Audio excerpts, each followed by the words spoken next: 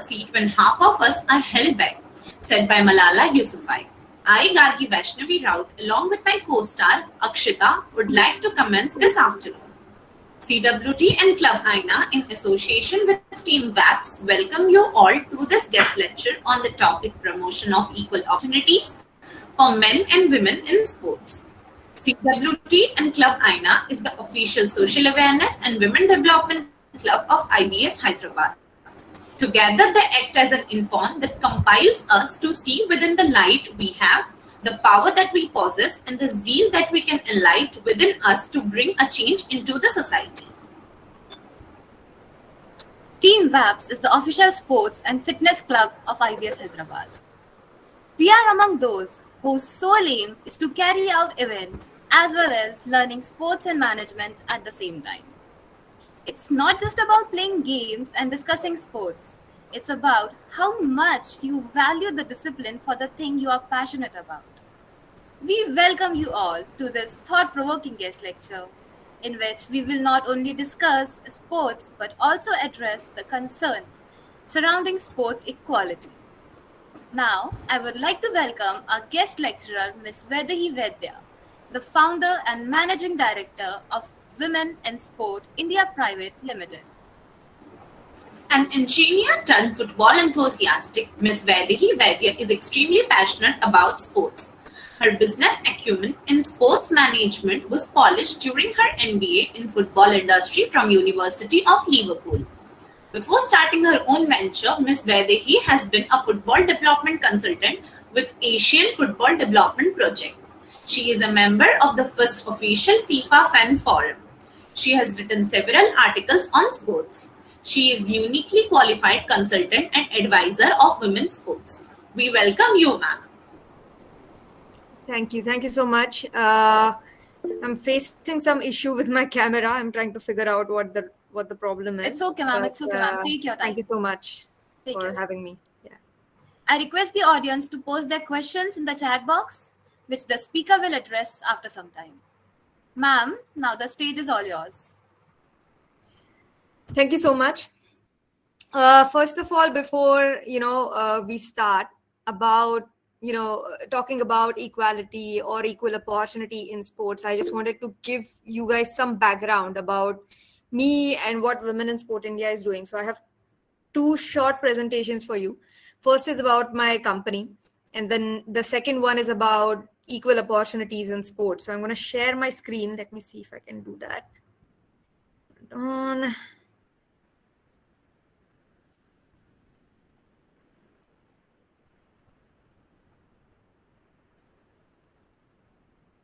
Yes.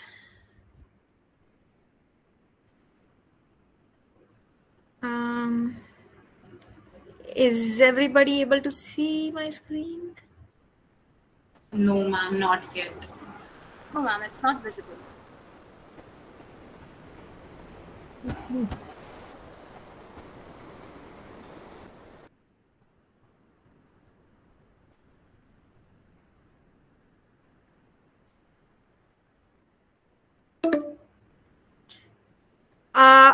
I need permission from you to share my screen. That's what the message is. You must grant permission to order. Okay, ma'am. Our technical team will take care of it. Yeah.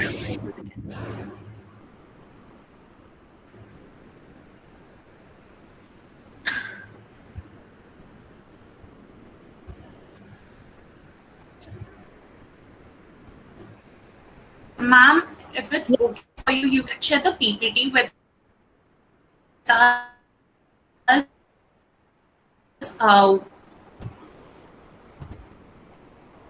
Share your PPT with us.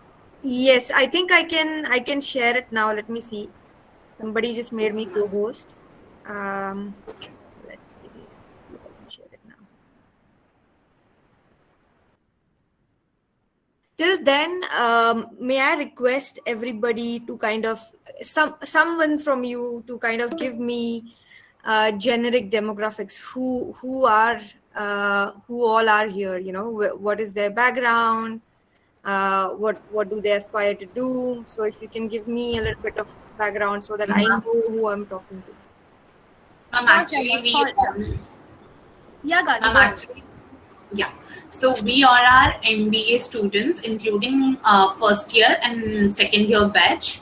Yeah. So mostly second year people are waiting for their placements, and first year people are waiting for their internships.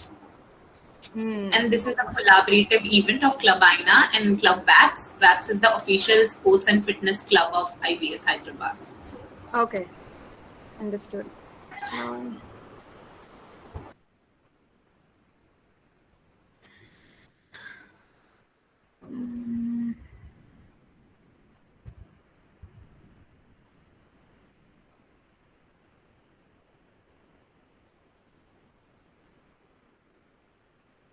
I think you need to make me not the co-host or the meeting. I think you need to make me a host, maybe. Let me see. And we're looking Because into it. Just a second. yes. Oh yeah. Now there it is. Can everybody see my screen now? Yes, ma'am, it's visible. yes, ma'am. Perfect. Sorry about that. I think there's some technical problem which happens.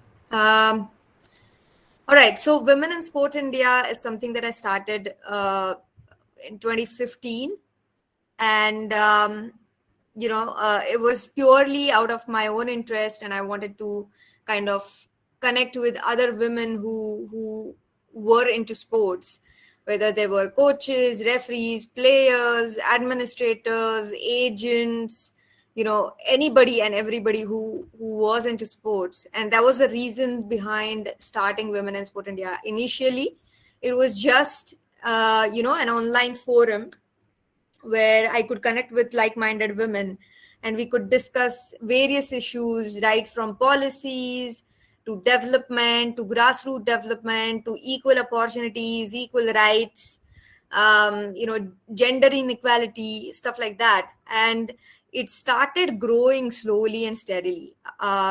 Since 2015, I started getting a lot of speaking arrangements.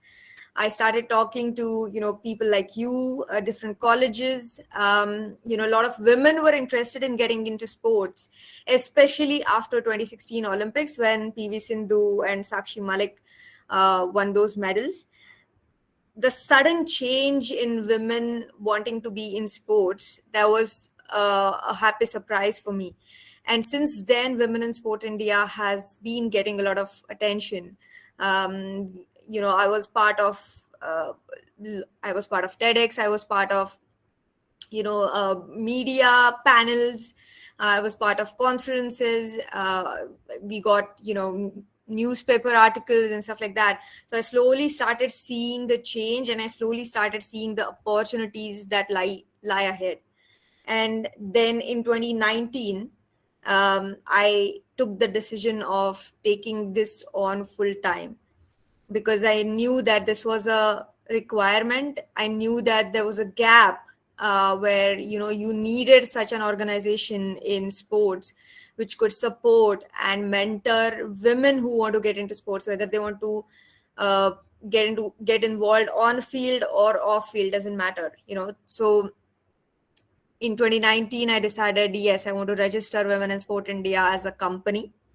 And in Jan 2020, I registered Women in Sport India as a company. And there's a story behind it. So you guys are from business background, you understand finance, you understand marketing, you understand getting that uh, your values worth. And so do I. I believe that women being in sports, they deserve the financial stability, they deserve to make a profit out of sports.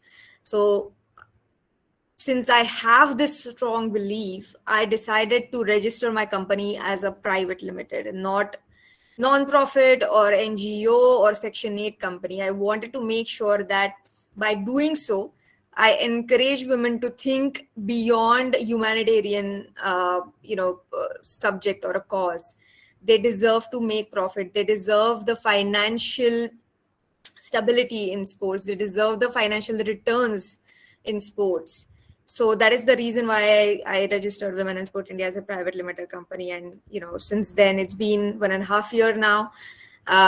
it's been great. So what kind of business is Women in Sport India? I think it's very important for you guys because you are management students. I think you will understand this a little bit.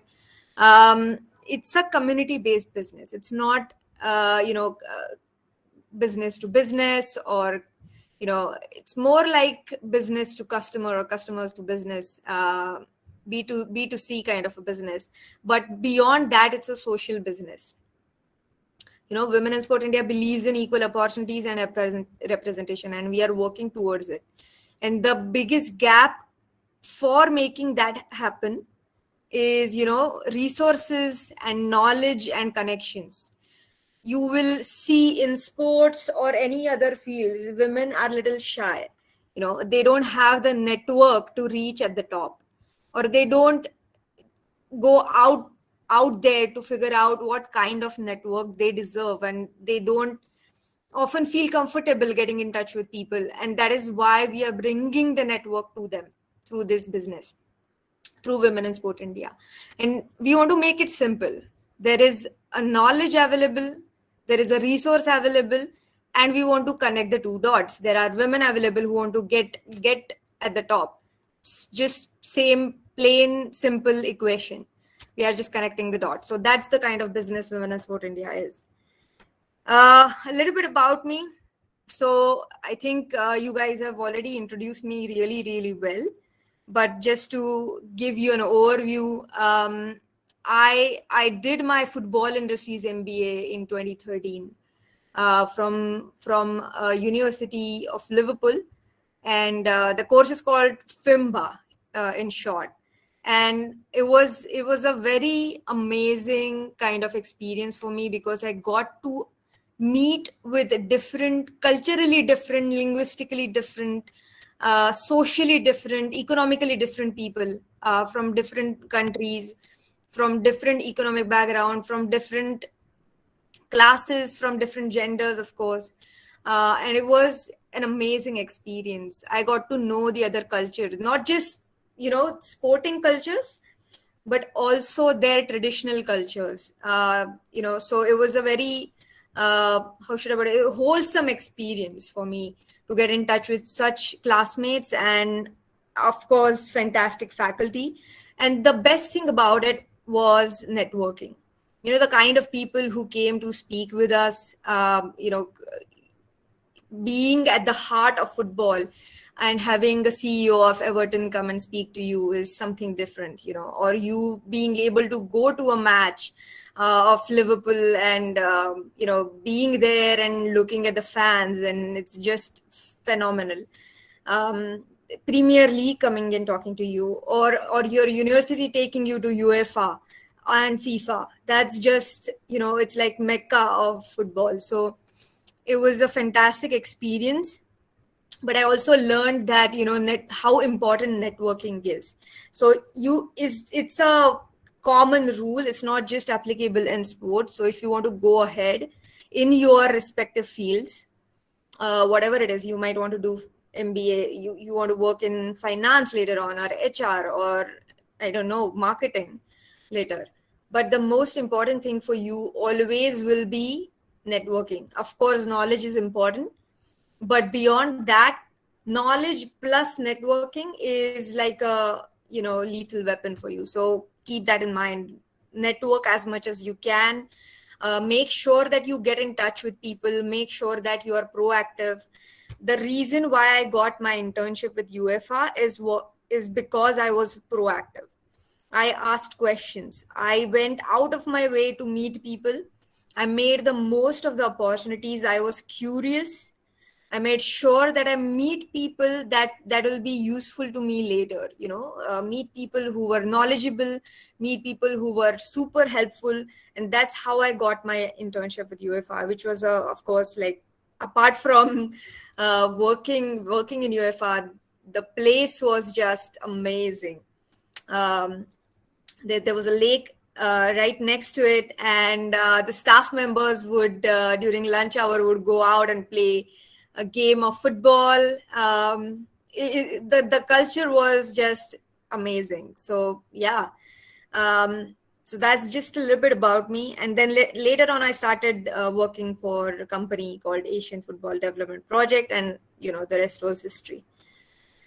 So there are three problems that we are trying to solve. Like I said, scattered resources, absence of collective platform for networking, communication, information, knowledge, and divided strength. So there are resources, there are brilliant people working in sports with tremendous knowledge and a lot of motivation to impart that knowledge or share that knowledge. Unfortunately, it's all scattered. Nobody has tried to bring it under one roof. So Women in Sport India is trying to do just that. And then, of course, divided strength is the efforts. So there are a lot of people working in women's sports towards making it better, but they are doing it in silos. And unity is always strength. We work together, then we achieve better. We do better things and faster. So that's the other thing that we are trying to do. And how are we trying to do this? So there are three things that we are trying to do. Mentoring, because there's a big gap between the knowledge available and the women who want to get into sports. They are always searching for people and mentors, but there wasn't a platform before where they could approach and say, we want to get into sports. How do we go about it? Or what do we do? Who do we get in touch with? So our mentoring programs will just do that. We will connect women to the right kind of mentors. There are just so many mentors we have, right from CEO of Bengaluru FC, who is also board member of JSW Sports, Shiva Keshwan, who is a 6-time Olympian. Then we have business head of Group M. We have international cricket players, you name it, and we have brilliant mentors who could guide and help these women. The other thing is, of course, Visi membership, which gives you an insight into opportunities, contacts, and events. And the third thing is Visi meetings, which is like a monthly networking meetup where these women come together and speak with an expert or speak with somebody who has been into sports and who can help them achieve their goal and target. So that is a little bit about Women in Sport India. Of course, there are three programs. One is Sprint Mentoring Program, which is a short introductory program for someone who doesn't know anything about sports, but want to get into sports and want to know what is the right field for them. There are a lot of fields that you can opt for in sports, but you just need to understand which one is right for you. The second, and these are mentors, these are our brilliant mentors. It's just phenomenal. Yeah, a little bit about that.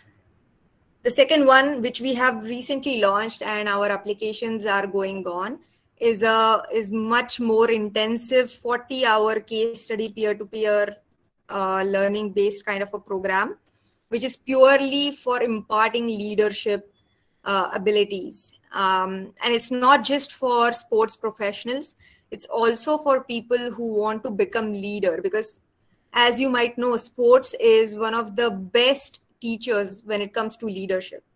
It teaches you to be a team player. It teaches you time management. It teaches you goal setting, XYZ. And it teaches you to become a better leader in terms of, how do you lead people and what kind of person you become as a leader. So this is for anybody and everybody who wants to get into or want to become a better leader. And the applications are still going on. We just opened the applications. And the last one is Marathon, which is a longer program. It's for people who have already been part of the other two programs. It's one-to-one mentoring for 3 months. So this is just to give you an overview of how we are bringing in equal opportunity into sports ecosystem in general, and what we are doing basically to figure out how we can provide better opportunity, equal opportunity, and increase the number of leaders in sports at the top. Because I think there is, as you might all know, there is a disparity between the number of women sitting on committees, the number of women as staff members in sports organizations, federations. And we'll talk about that a little bit in a bit. But yeah, I mean, Women in Sport India is trying to bridge that gap or lessen that gap as much as we can. All right, so I'm going to move on to my second presentation. But before that, I was wondering if you guys have any questions. Feel free to unmute and ask, or type it in chat. I'll be happy to answer those questions, of course, if required. If not, we can, move on. Ma'am, there are some questions from our side, which I would request you to answer them. Okay. Ma'am, the first one is, what are the steps that government or respective boards can take to improve the viewership of women in sports? This is a very important question, I think, and I'm going to touch upon it a little bit into my presentation. So I'm going to take you through what I see or what I think equality is in sports. But before we move on, I want to know from you, what does equality mean to you guys, or what does equal opportunity mean to you guys? So, if anybody can just unmute and give me your point of view of equal opportunities, or what do you think equal opportunity is in sports or otherwise. And there are men, of course, here. Please feel free to kind of jump in and say, okay, these are the things women get and we don't. We are looking for, literally looking for balance and equality, and in many cases I feel like women have more freedom sometimes. I'll give you a simple example. We are allowed to wear men's clothes, but men are not allowed to wear women's clothes, or it doesn't feel right when we see a man walking in a skirt. I don't feel bad at all. They can wear whatever they want, but society doesn't accept that. Oh, there I am. My video is on now. But it happens, and we are looking for equality. So feel free to jump in and let me know, because I want to know, before I go into my presentation, I want to know what it means to you. Anybody? Unmute and just blurt it out.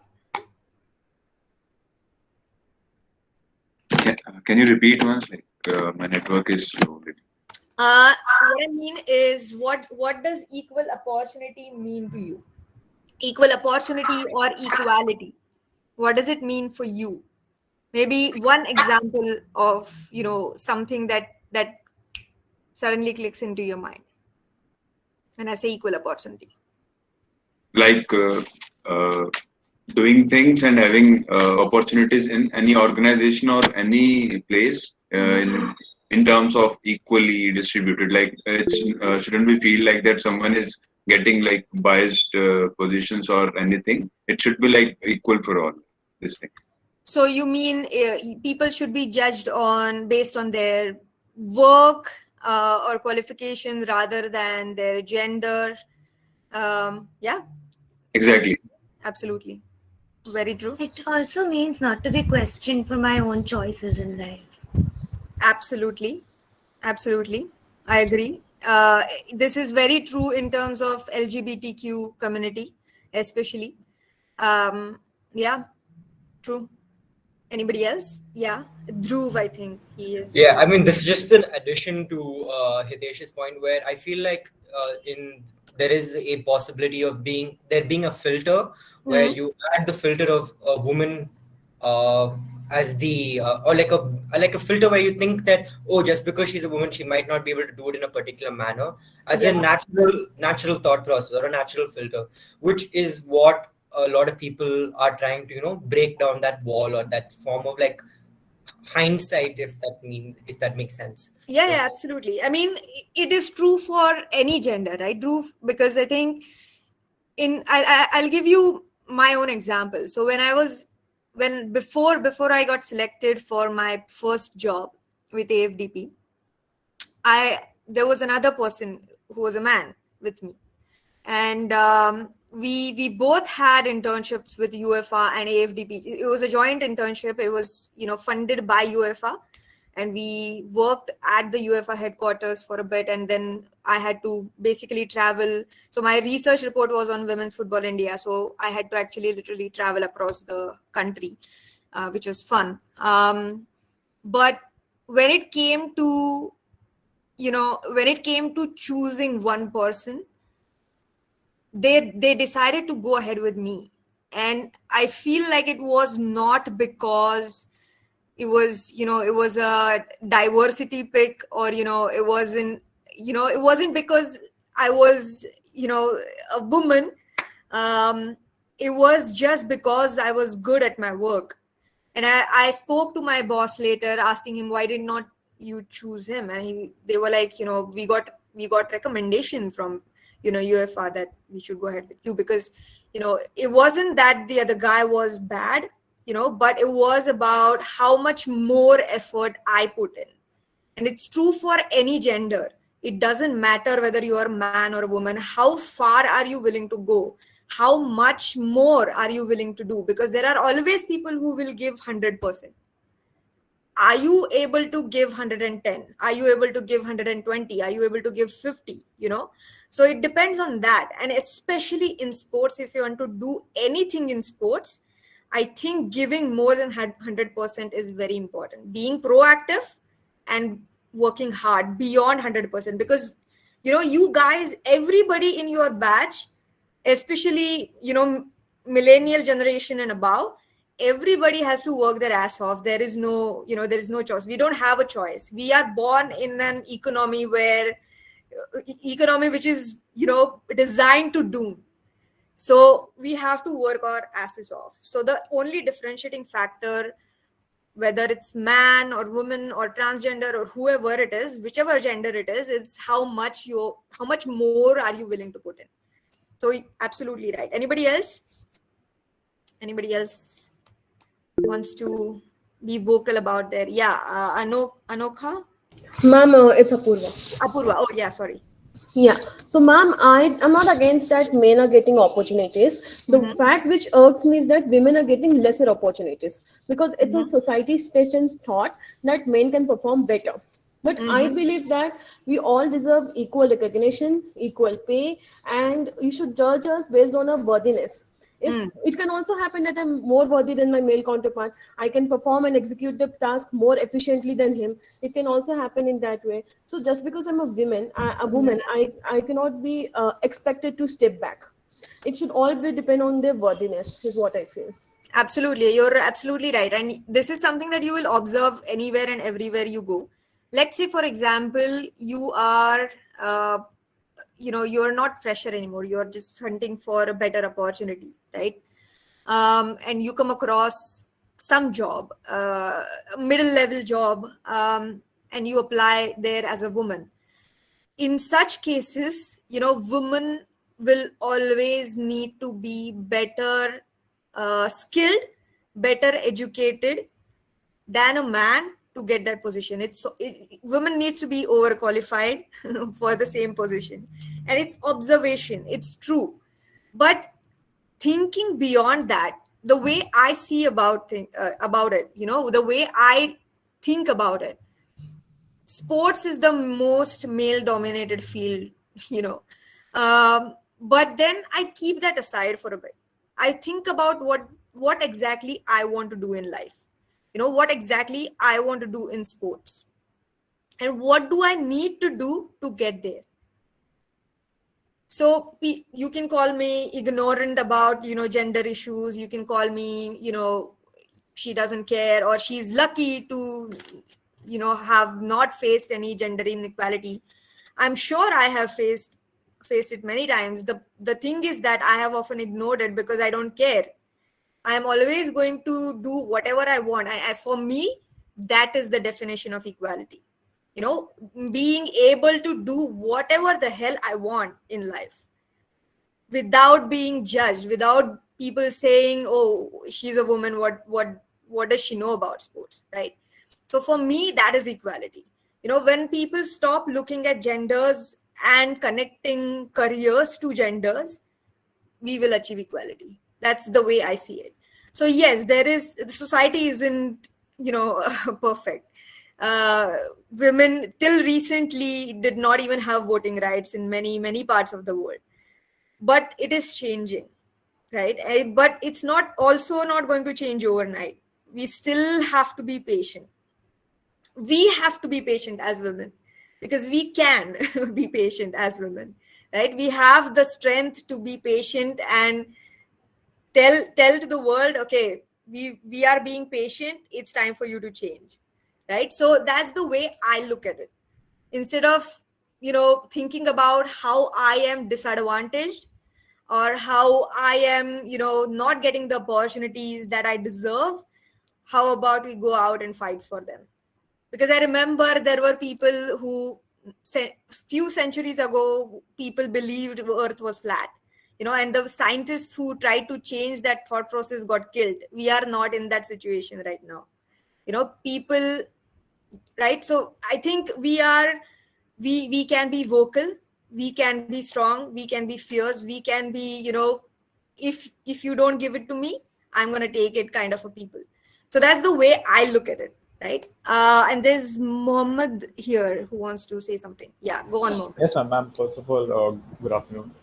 Yes. The words that you have already thrown during this guest lecture, which are like Liverpool, Everton, CEO, UEFA, these are absolutely Disneyland words, ma'am, so to speak. Yeah. And even though I'm not a Liverpool or an Everton fan, Yeah. but either way, ma'am. So there's this small incident that I wanted to share with you. So when I was 3 or 4, my dad enrolled me into a football camp, which is in Calcutta in CCNFC. And when we actually went for the same for my sister, they said that they were quite reluctant in taking her, because they were like, "Are you sure that you want to do this? Like, why are you getting your daughter enrolled in this? Your son was already there, but why your daughter?" So I just wanted to know, ma'am, why this perception is there in general as to why a girl cannot start playing football at the age of 3 or 4, and why are there so many questions behind it, rather than actually accepting the fact that someone is actually so much interested that they're enrolling their daughter or sisters into that. So I just wanted to ask that. Yeah, I mean, there could be multiple reasons. First of all, the way I think about it, if your sister was 3 or 4, she's, irrespective of gender, she's too young. I think the ideal age for playing football would be 5 and above. 6 to 12 would be the right kind of age to kind of enroll her into grassroots training and stuff like that. The other thing is also safety. Uh, Especially all boys situation, girls safety is something that coaches often think about at the back of their head.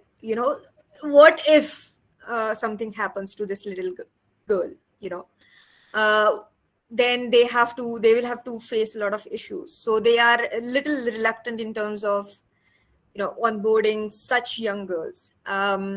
The third thing is social perception. I think it has changed a lot over the years. It has become, especially in tier 1 and tier 2 cities, it has become quite normal to see a girl playing football.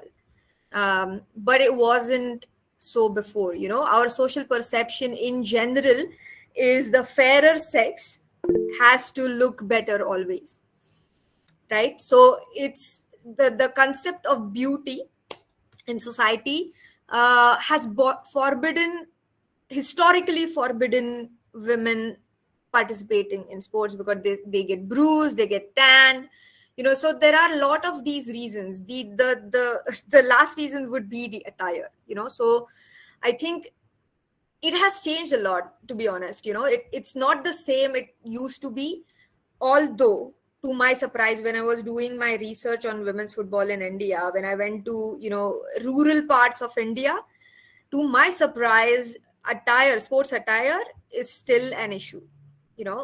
I have seen schools cancel their entire teams because the girls are not allowed to wear sports attires, or they are not allowed to wear track pants and t-shirts or whatever you would need to wear uh, for playing a particular sports. Of course, you cannot play in saris or Punjabi dress, because I think there is a safety issue there. But I have seen that happen still.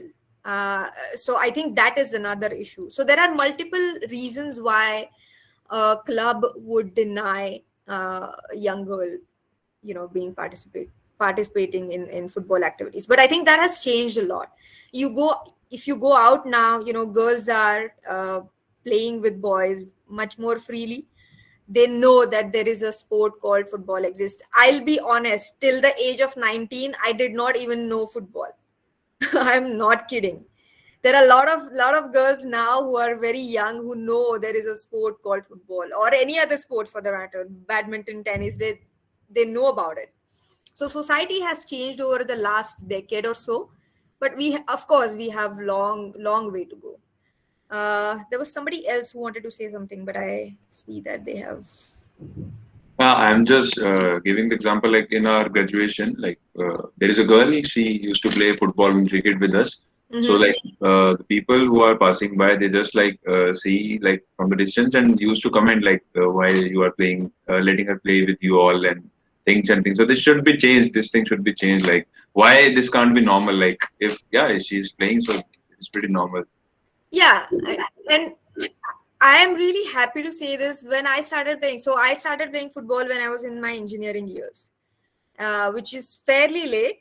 I mean, being a professional athlete was out of question then. But when I started playing, I started with boys because we only had boys team. We didn't have girls team, not because college didn't want it. We just didn't have enough girls to play football. Uh, but then I started playing with boys and they were perfectly fine. The only problem which I faced was when it came to participating in events, sporting events, because most of the events were segregated by gender, which is fine. Boys and girls have different physical abilities. Their events, there could be mixed events, but they weren't.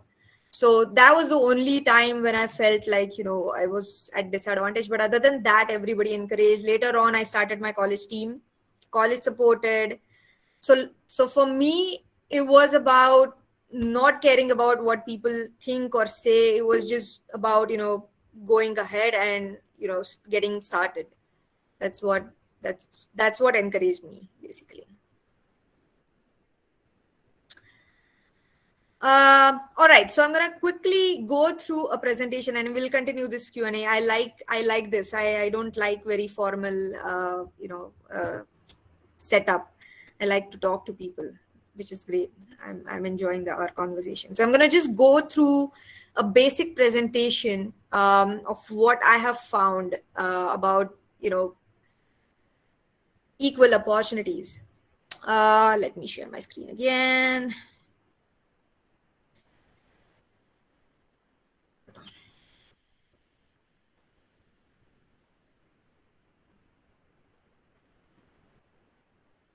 Can everybody see my screen? I hope everybody can see my screen. Yes, ma'am. Yeah. All right. So we are a lot of people. So I'm not going to go through round of intros. There are about 100 people. But if it was shorter group, then I would have done this. We have already gone through this. So this is a very interesting stat. Do you guys know what UN SDGs are? Anybody can tell me what they are? I mean, full form of SDG.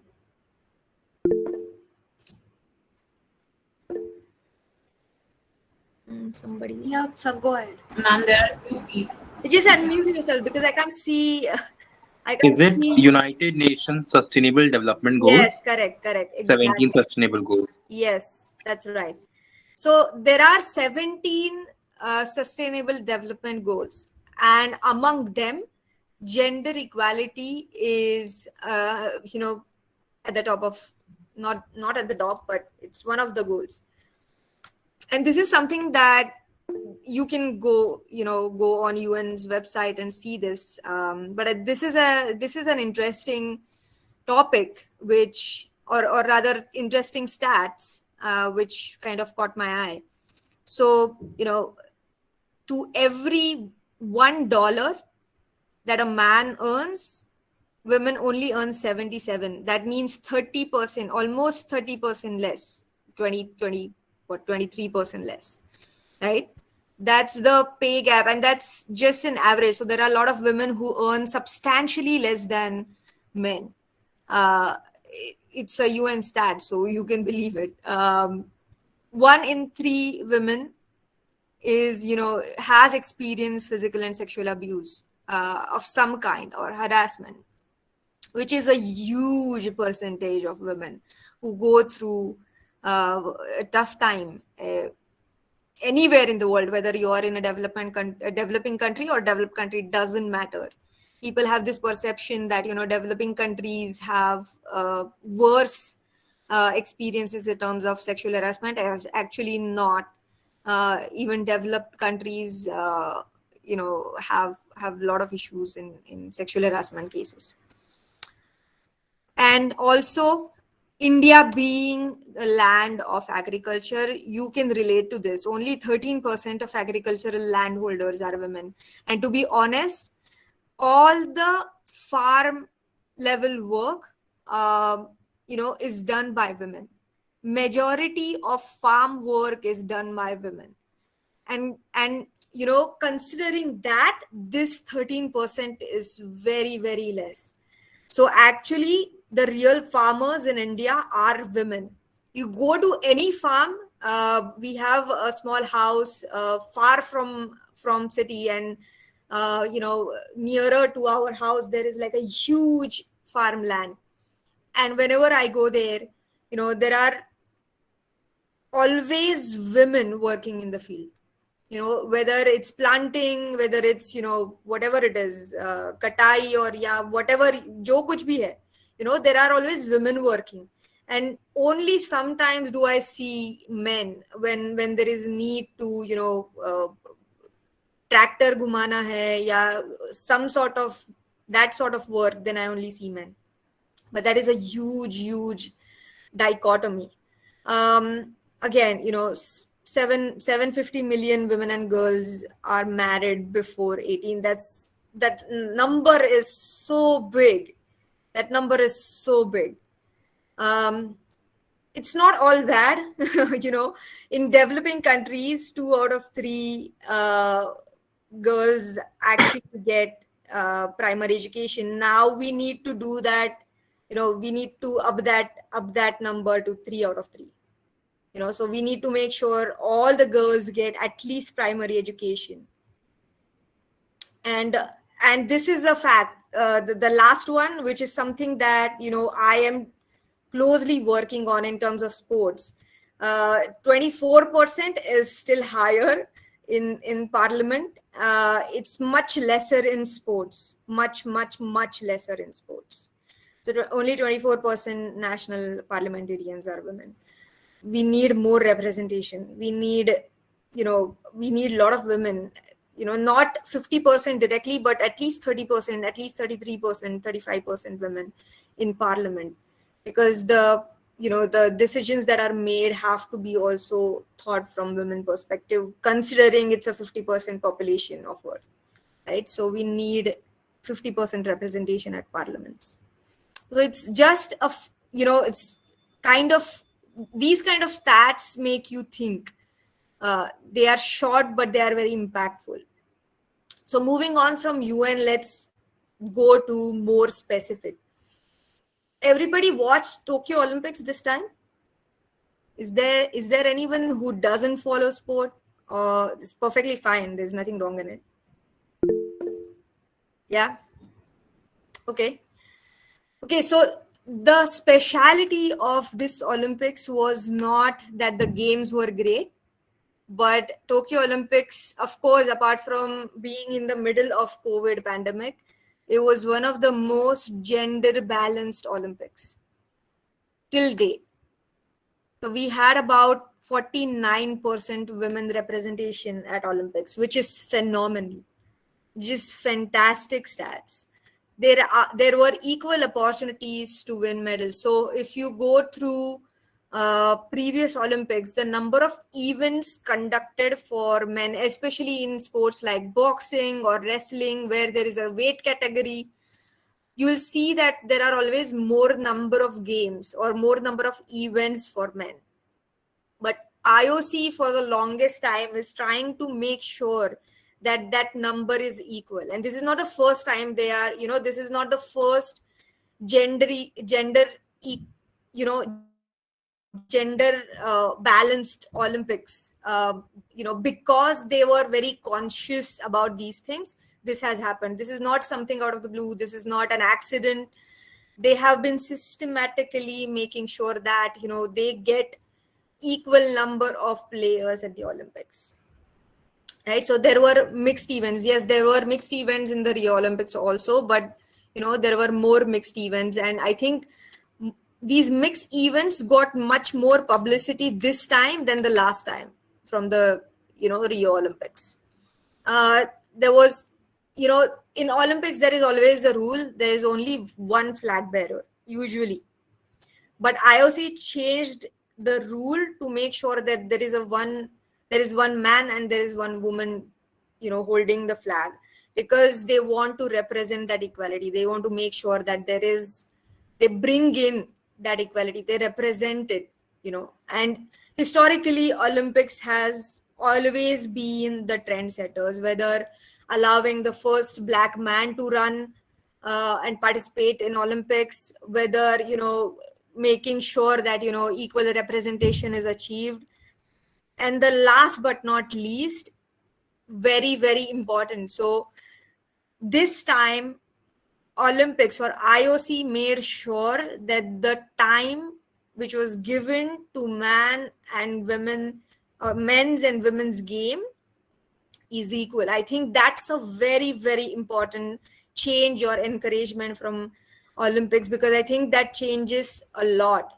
That brings in lot of how should I put it, visibility. That brings in lot of viewership, and the viewership is ultimately converted into sponsorship. So the more you see the players on the TV, the better sponsorships you get. That's the equation. The businesses see it as an opportunity to market their brand. It's plain and simple for them. If you see PV Sindhu more than Sachin Tendulkar, then naturally the brands are going to get attracted towards PV Sindhu rather than Sachin Tendulkar, whether Sachin has 50 centuries or not, doesn't matter, right? So I think that is the most important thing. I feel like this is a trendsetter, this is the change maker, this is something that IOC has been trying for some time, and they have been able to do that now this Olympics. I'm really happy that they did. So these are some stats, just for you to kind of go through and see the systematic change that has happened over the years, right? From Sydney Olympics to where we are now, Tokyo Olympics. See the way they have been trying to do it year by year, Olympic by Olympic. They have been trying to push equality towards women or equal opportunity, for longest time. And considering that there were only 2.2% women in Paris 1900, I think we have come a long way in a century. I think we have done a good job. I think IOC has done a good job. Now it's 50-50. They should aim for 50-50 in Paris again. So it comes in full circle. You can see summer and winter games participation. Even in the winter games in Beijing, yeah, they have done a good job. And youth games, I think for a long time they have tried it to make sure that they get 50-50 representation, and youth Olympics have been able to do that, which is great to see.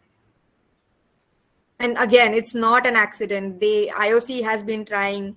You can go through their memorandums, you can go through their Olympic moment, you can go through what they have done over the years. And I think something that all federations, international federations, including especially Indian federations, can learn from this. Because I think our federations lack a lot in terms of bringing in that equality and making sure that opportunities are equal, representation is equal. And again, so they are not just doing this on field, but they are also trying to do this off field. One of the tasks that they had decided that by 2020, their member number should be more than 35%. and they have been able to do that. So of course they have bigger targets now. They are of course aiming for 50%, but I think they have been able to do this. They have also recommended this to all international federations and national Olympic committees, including our IOA. At least these federations and Olympic committees should have at least 10% women representation, which is not happening in India, to my dismay. But these are the stats. This is something that this is encouraging from IOC perspective, and I think this is something that we all can learn, and not just federations and NOCs, but all the companies can also learn from this. All right, so equal opportunity, like I asked you, what does it mean to you guys? So for me, equal opportunity means having the right to play a sport. Whether you're going to become a professional player or not, playing is for everybody. It's for fun. It's where you hang out with your friends and just talk about things, just become healthier mentally and physically. So everybody should have a right to play sports. Anybody and everybody, whether you are man, woman, from LGBTQ community, doesn't matter. Everybody should be able to play. The second thing is number of games and tournaments. So if you look at our Indian national teams, it's different for individual players, but for team games, if you look at the schedule of our cricket teams or hockey teams or any other team sports, the number of games or tournaments that women participate in is much lesser than the men. Okay, so I think that needs to change. And I'm not even going to touch equal pay right now. I am just plainly asking people to think about the equal opportunity. So the women need to also play equal number of matches. That's plain and simple. The number of events, like I said, boxing, wrestling, IOC has done it consciously. Equal representation on field, of course, women need to be represented on field as much as men. There's no, two ways about it. Of course, off field, at least 30% representation of women in international federations or national Olympic committees is must. Give them at least 30%. You can keep 70%, doesn't matter.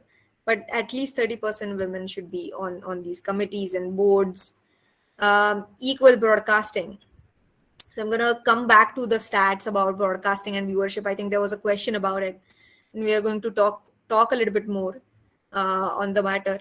But equal opportunity in terms of broadcasting and media, absolutely required.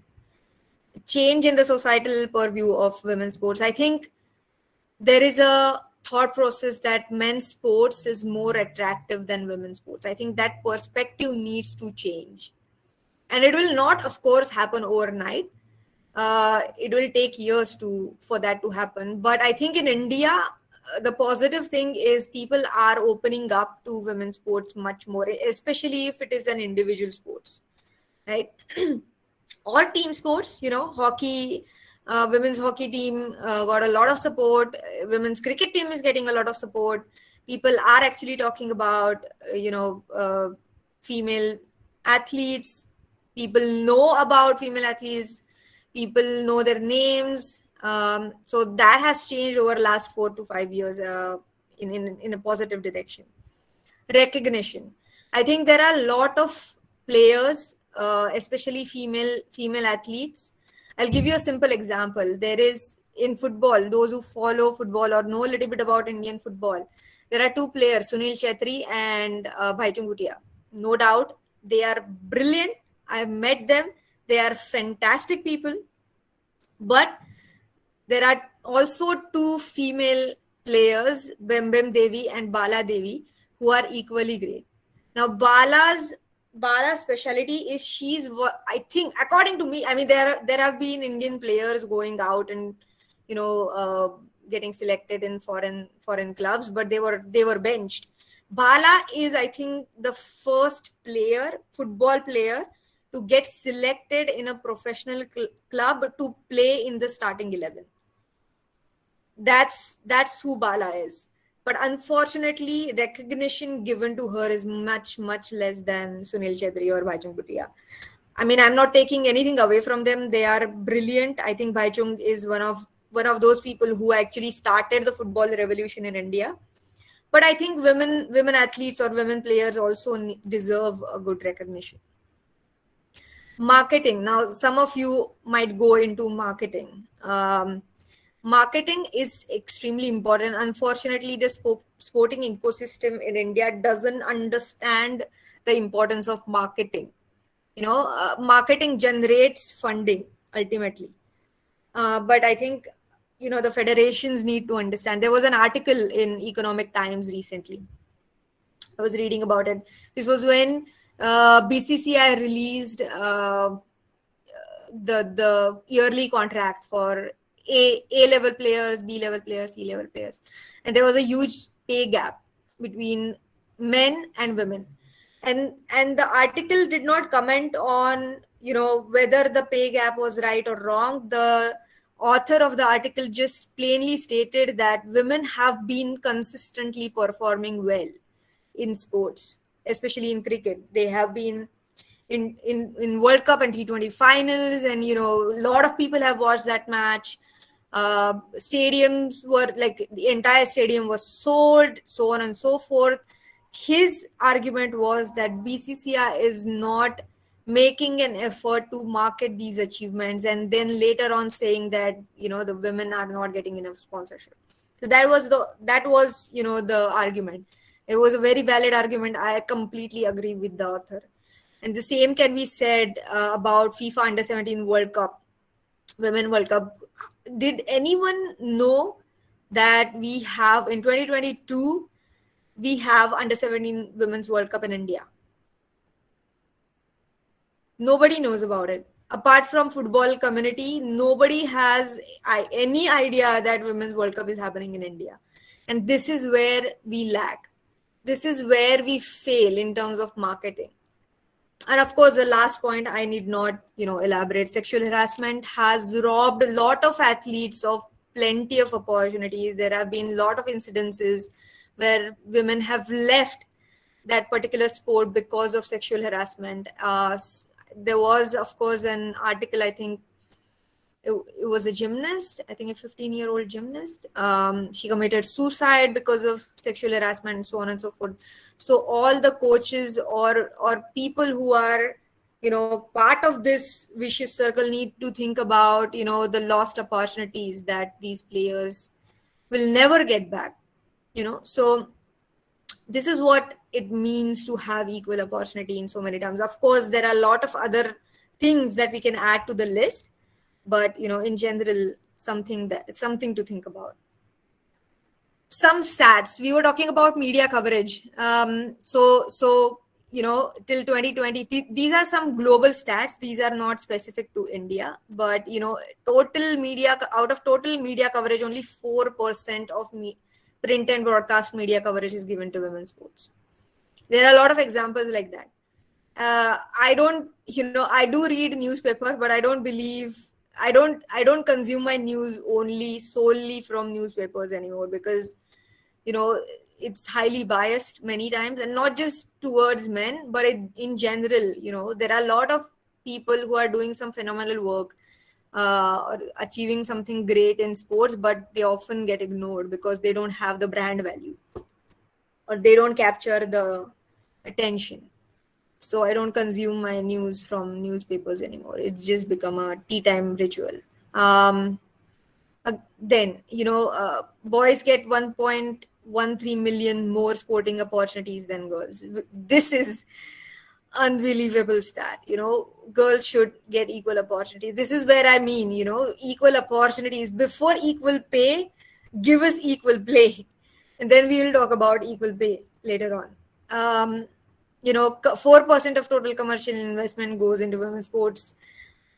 And Nielsen Sports. So if you know Nielsen Sports, they are basically data analytical company. They work in sports, but they also work in many different verticals. And they conducted this survey some time back, and they asked people about their interest and would they would they watch women's matches and stuff like that, and they said yes. Most of them said yes, we would. But despite that, most of the commercial investment goes in men's sports. And last is governing body. We have spoken about this before. We need more female representation in the boardroom, in the committees. That has that there we have long way to go. These are some global stats, and then related to India a little bit. Again, we get less than 10% total news coverage.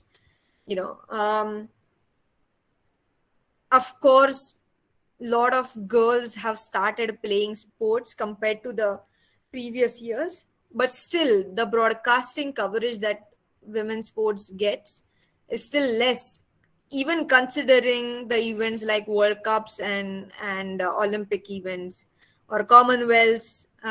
Doesn't matter, it's still less. And then again, only 2% newspapers reported women's sports during the 2012 Olympics, London Olympics. And then Indian this is something which our federations and governing body need to think about. Indian Olympic Committee has only 3.5% women representation. That means there are 90, how much it is, 96.5% men in the Olympic Committee, which is a huge difference, right? This needs to change. That dot between 3 and 5 needs to go away. We need at least 35% representation at IOA, right? So these are some stats which we were kind of thinking about, and most of the national federations, some of them have 2 to 8% representation. Hockey Federation India has made a solid effort towards bringing more women in their staff members, but I think the largest representation is 34% in Hockey Federation. Apart from that, it's 2 to 3% for most of the federations, and some of them don't even have women on their committees, which is, it's truth, but a sad truth nonetheless. All right, so what could be the solution? First of all, change has to be policy driven. If you want a change on a larger scale, it's not going to happen if you go to each individual federation. It has to come from government. They have to pass a bill saying all national federations, committees, associations have to have at least 30% representation of women. Period. It has to be a policy decision. We cannot do it alone, because it's only in a country as large as India, I think only government can make that happen, because the country is huge. You cannot do it alone. Even if Women in Sport India decides to, rally for it, it's going to be that much difficult. So it has to be policy driven change. It also has to come from federations. So federations also need to think about long-term success rather than filling their pockets with power and money, right? For a short term. So I mean, the future is female for sports. There are two upcoming fields, just for your information: women's sports and esports. That is going to grow super fast in coming few years. So our federations need to be mindful of that and invest in the right vertical at the right time while they have the time. Otherwise, it will be like, and it will be too late. And then they will just follow rather than lead. the organizations like Visi will play a big role. So we are already doing that. We are trying to help as many women as possible to connect them to the top network.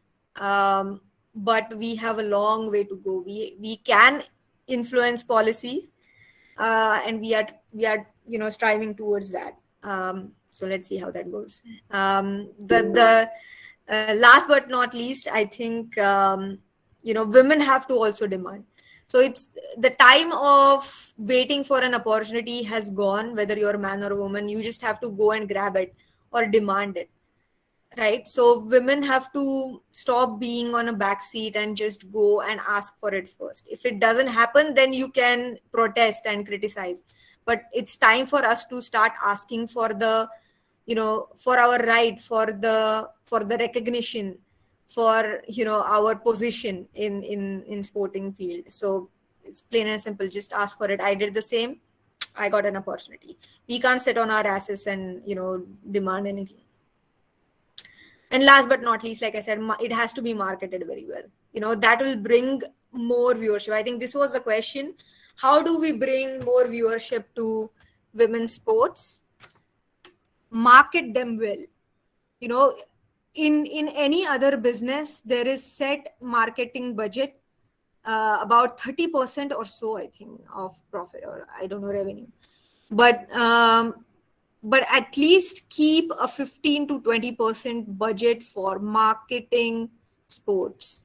I think Indian ecosystem is overlooking the whole marketing aspect of sports. It needs to be marketed very well.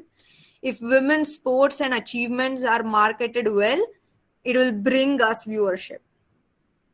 Everybody sees PV Sindhu's face plastered all over their TV, or billboards, or social media. That is marketing. When people start seeing their faces, they will automatically register it and think about, oh, okay, when is PV Sindhu playing? So I think that is required. That is the most important thing, to bring in more viewership. And once the viewership starts coming, women's sports will automatically start getting better sponsorships, which is not happening right now. All right. So I have talked for a long time. I'm guessing I've bored you. But this was something that I was also going through, and interesting stats. Interesting. It makes you think, and anything that makes you think, it's worth following. So yeah, I hope you learned something today. But we can move on to questions, I guess. Ma'am, I think Parth has something to say. Yeah, Parth, go ahead. Yeah, Parth. Ma'am, I want to ask, I come from a sports shooting field, and in the sports shooting, as a shooter myself, I've seen that women participation during my time, I joined shooting in 2010. During that time, it was very low because the equipment are very expensive. We have to import literally 70% of our equipment from abroad, and there is no private participation in equipment as well as infra development. So usually family people who are from a lower economic background, they are not able to invest towards the female participation. Like they are not able to buy good, or they usually buy for the male but not for the female. So the female participation is always less in sport like these, like shooting and archery, because equipment are very expensive. So what can we do to encourage the funding, private sector participation funding in both the equipment industry as well as building infrastructure, so that it is accessible to all? Yeah. I think infrastructure is there. It's about how do we make sure that it is being used, or how do we make sure that it is available for general people to use, or the players to use. Because I stay in Pune, and near my house, Balewadi Sport Complex. Yeah. So my house is little on the outskirts, and it's about 15 to 20 minutes from my house to the Balewadi Stadium. And there are two shooting ranges there. Yes. One by Gun for Glory, which is Gagannara. Gagannara. Yeah, and the other one is by our state government. Right. So I think the venues and the infrastructure is there. It's how you make sure, or how the government or the people who basically man is the facility, make sure that it is available for people to use. The second thing is equipment. There is nothing you can do about it. Equipments are costly, because especially archery and shooting equipments are very, very costly, because the kind of manufacturing that goes behind it, most of them are handmade, if not factory made. Especially the top players usually use you know uh, specialized weapons which are fairly costly. And to be honest, the only thing you can do is start with the basics, the cheapest one. And as you climb up the ladder, people will start noticing you. And there are organizations like Ghost Sports Foundation, JSW Sports, OGQ, Laksh Foundation. There are a lot of these organizations which have now started supporting even developing athletes, not just Olympic athletes. So it's changing. It's not going to happen right away. There are a lot of private partners or private investors which are coming in sports because they see that there is a future. They see that India can win medals in Olympics. So there are a lot of corporate partners which are coming into sports. I think you will see that change. Government is also supporting through schemes like tops, but for that you need to be in the Olympic range. You need to be somebody who is going to go to the Olympics. But till such a time, then you need to find somebody like JSW Sports or Go Sports. But of course, they are not going to support you unless they see potential, which is valid, I think, because it's about the money ultimately. You need to get your money's worth. So it's a tricky situation for sure, but I think the more private players come into picture and provide great facilities like ABTP for Abhinav Bindra, Yes, Prakash Padukone, Dravid Gagan Patwari. Narak, Yeah. yes, ma'am. So there are a lot of these, players coming on board to support, especially, young athletes.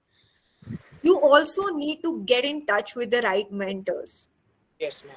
right? Because I think it's not enough to uh, play a sport. It also today has become, it's also about, who whether you are a player or you are somebody working in the off field.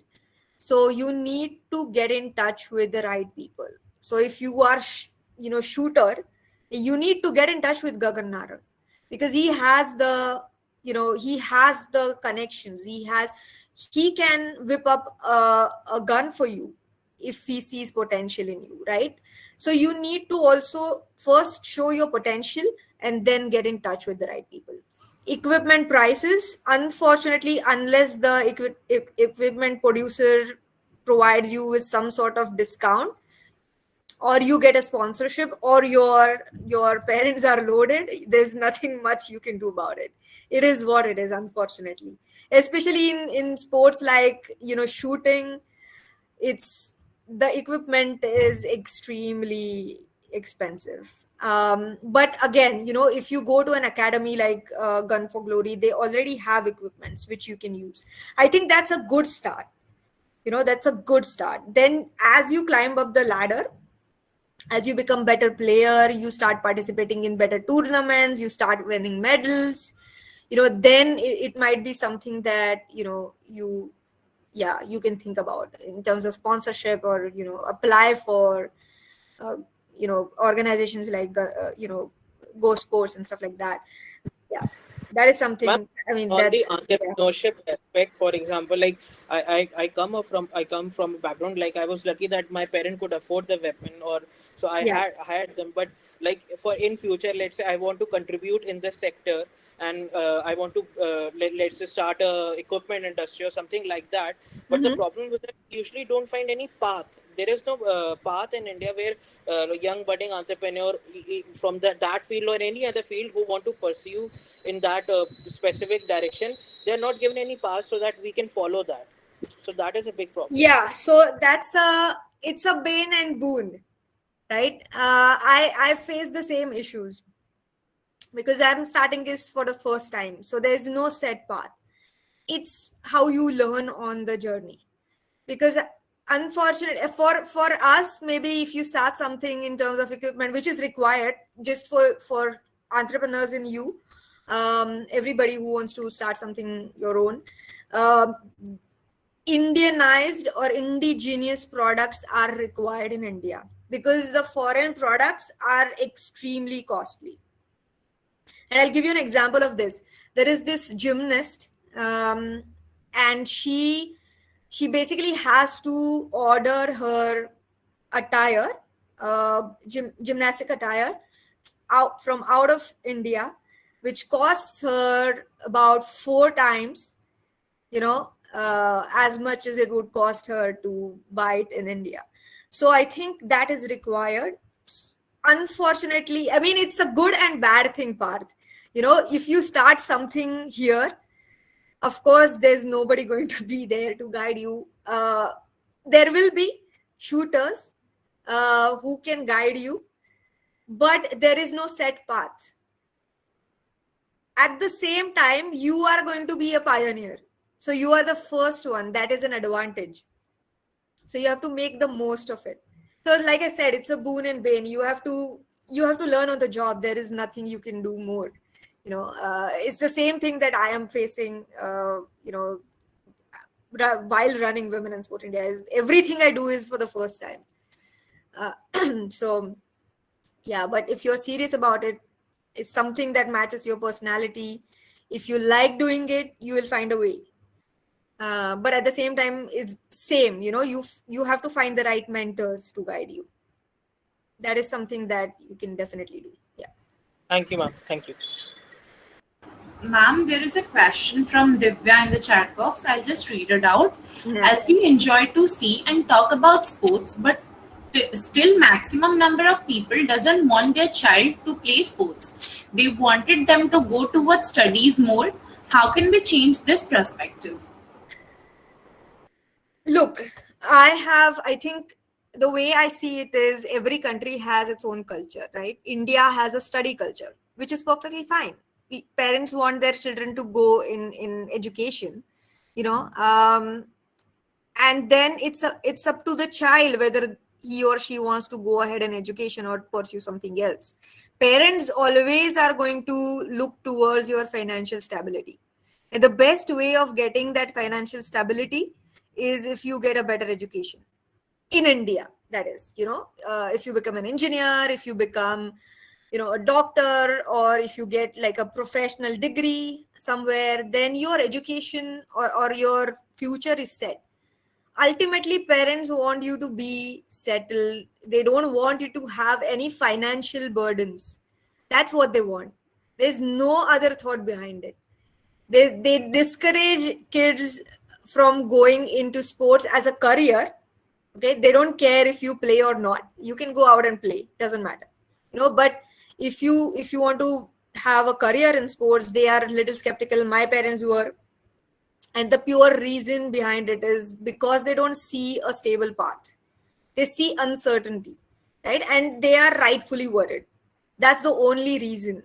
But I think as we start seeing more medals, as we start seeing the right path in sporting industry, as we start seeing the end goal.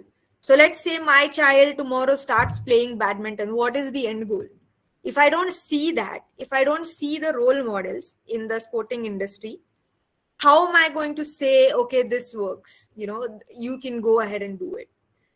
Right? So as they start seeing this, they will automatically start supporting kids. They have, to maybe to your surprise, a lot of parents come to me saying, okay, I want my daughter to become a professional badminton player, or I want my daughter to become, a professional football player. I want her to get into cricket. She's thinking about it seriously. I want her to play. How can she go ahead? So there are a lot of these parents who are actually opting to support their children now, because they see the end goals, because they see what is the final destiny. It's with everybody, right? With engineering, once you graduate, you're going to land a job at Accenture or, Infosys, I don't know. Parents know about it. So they if you say, mom, dad, I want to go into engineering, then they say, yeah, go ahead, do it, because they know. But if you say, I want to become an archaeologist, they are still going to say, think about it. What is the future? What do you get to do? So it's not just true for sports, it's also true for other careers where they can't see the right path. I think that is what I learned from my mother. She wants to see the path, right? And I think all parents are the same. So this is something that you can do. If you want to convince your parents, which you ultimately will have to because you can't stay without them,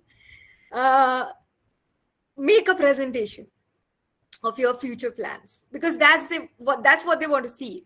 This is like a business presentation. Okay, I do this, then I do XYZ internships. This is what I learned through those internships. These are the people that I get in touch with, and in 10 years I see myself here in this field. So if you give them that, it may or may not happen, that's another thing. But if you give them that, you will, especially your mother, will be, calm, because mothers are worried always about their children. So yeah, do that. I mean, it's the uncertainty that bothers them. It's not the field.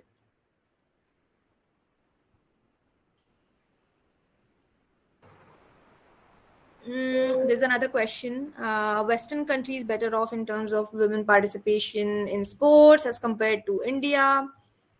What all promotional measures can be taken to break down such stereotypes?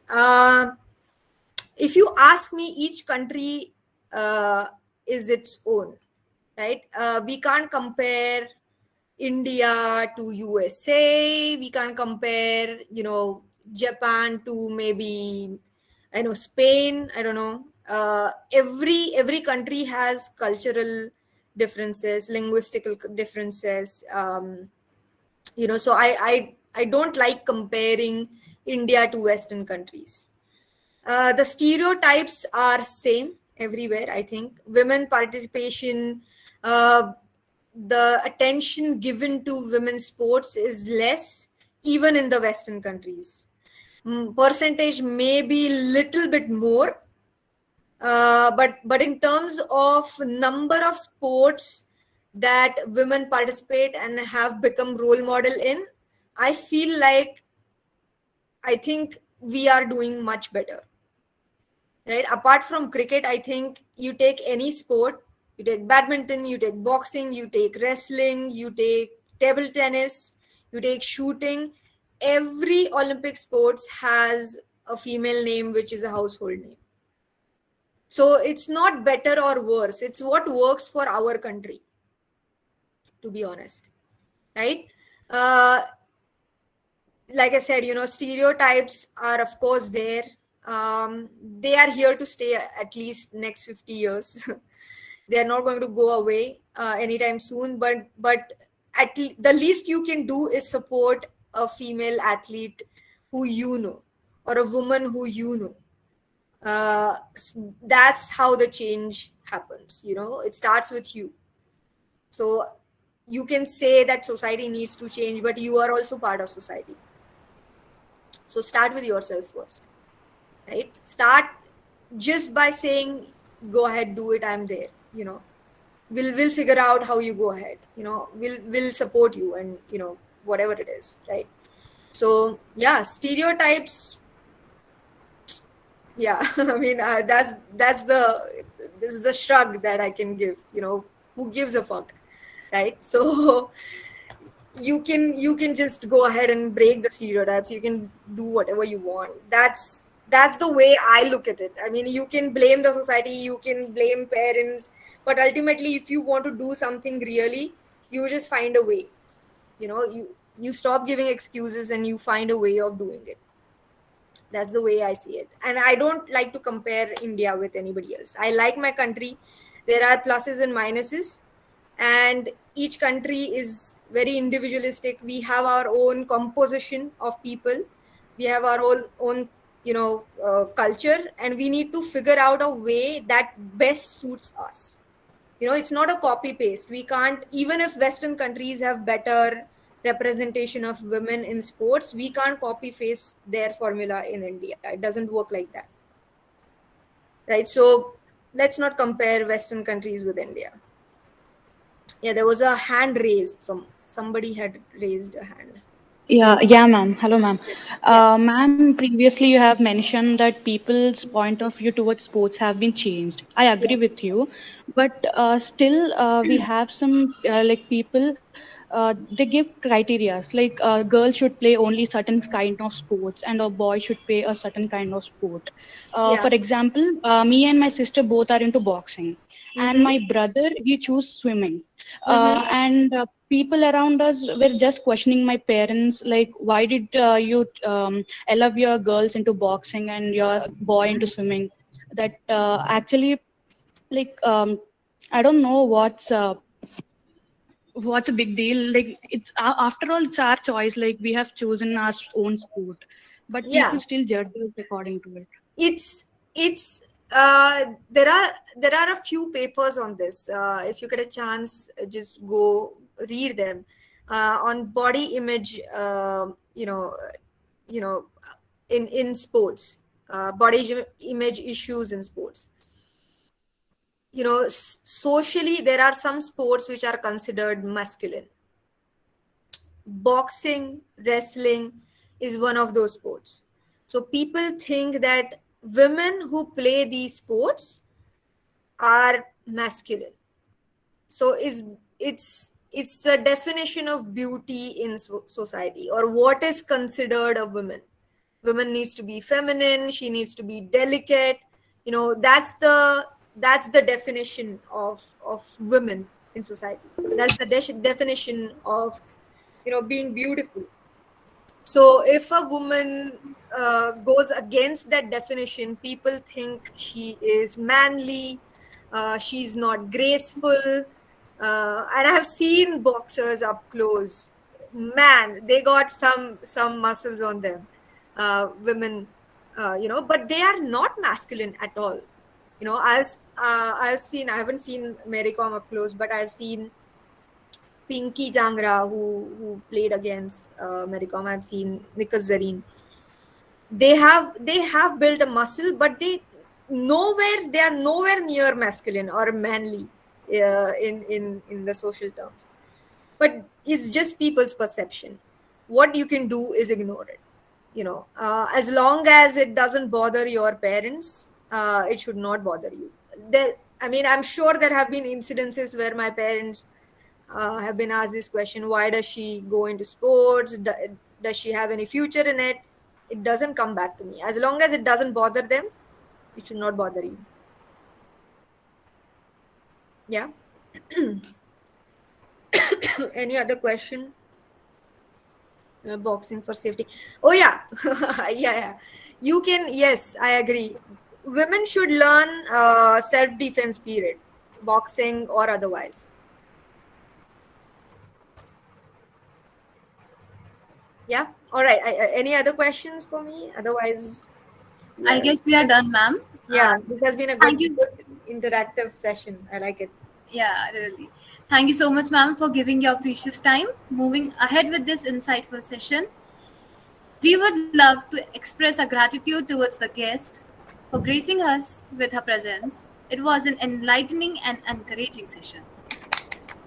Thank you so much for having me. I'm just gonna share link to my LinkedIn profile. So in case you want to get in touch with me, feel free to send me a request. I'm gonna post it in the chat box. Feel free to reach out to me at any point of time. This has been great. This has been very interactive, and I learned a lot also through your questions. And I hope this wasn't too boring for you because it has been 1.5 hours. No, So, it was not boring. It was really good. I'm glad. But feel free to reach out to me, and yeah, have a nice evening ahead. Thanks a lot. Thank you so much. We'd like to thank our student activity coordinator, Madhvi ma'am, as well as our club mentor, Professor Padmavati V and Professor Sunny Bose, for their guidance. We would also like to thank our promotional partner IDS Messenger and our coverage partner Newsvan. Finally, to the audience, thank you for being such a great listener, and we hope you are taking away some important information from this conversation. Thank you all.